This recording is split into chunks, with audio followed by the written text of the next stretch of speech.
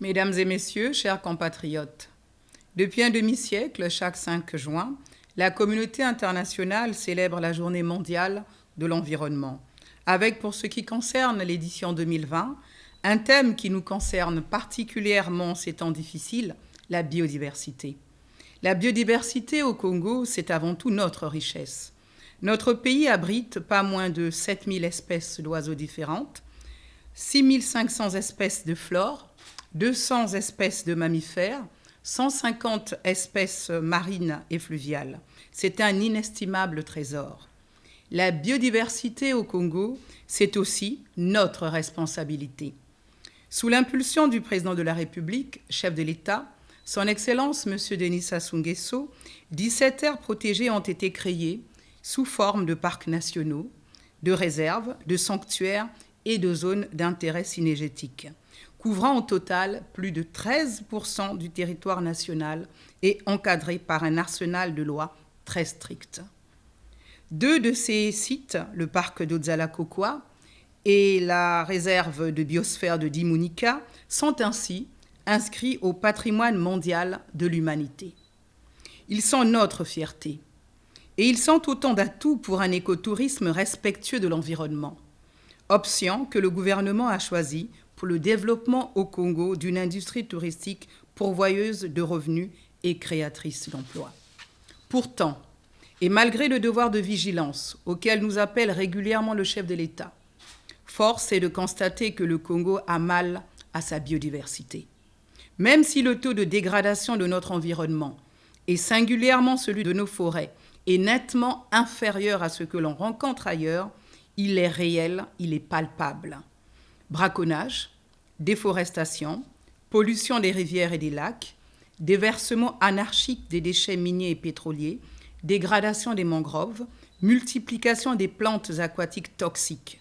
Tout cela est dû à notre négligence et parfois à notre inconscience. S'y ajoute, au moment où je vous parle, l'abandon à même la rue de gants en plastique non biodégradables et de masques usagés qui sont autant de vecteurs de propagation de la maladie. Que toutes celles et ceux, entreprises comme particuliers, qui s'obstinent à ne pas tenir compte des dispositions de la loi sur la protection de l'environnement, sachent que la compréhension et la mansuétude n'ont qu'un temps. Au rappel à l'ordre, aux interpellations et aux mises en demeure succèdent inévitablement les pénalités et les sanctions. Je n'hésiterai pas à les appliquer avec rigueur. Mesdames et messieurs, chers compatriotes, peut-on, doit-on lutter à la fois contre le coronavirus et défendre l'environnement? Le combat pour notre santé ne passe-t-il pas avant la protection de notre biodiversité? La réponse est simple. La crise sanitaire et la crise environnementale ne font pas que se ressembler. Elles interagissent. Prenons l'exemple de la forêt. La déforestation, comme chacun le sait, contribue au réchauffement de la planète en coupant les arbres qui captent le gaz carbonique. Mais, en même temps, la déforestation, en libérant une faune sauvage porteuse de virus jusqu'ici inconnus, favorise aussi l'émergence des maladies infectieuses. Quand nous tuons des animaux sauvages et que nous les envoyons sur les marchés de viande de brousse, que font les virus dont ils sont porteurs? Ils cherchent un nouvel hôte. Et ce nouvel hôte, c'est nous. Lutter contre la déforestation et pour la biodiversité, c'est donc au même moment lutter contre la pandémie et pour notre santé. Car moins il y a de biodiversité, plus le passage des maladies aux humains est favorisé. Il suffit pour s'en convaincre de savoir que la Covid-19 à l'Ebola, en passant par le sida, le MERS et le SARS, 70% des maladies nouvelles qui affectent l'humanité depuis 50 ans sont des zoonoses, c'est-à-dire des maladies en provenance de la faune sauvage.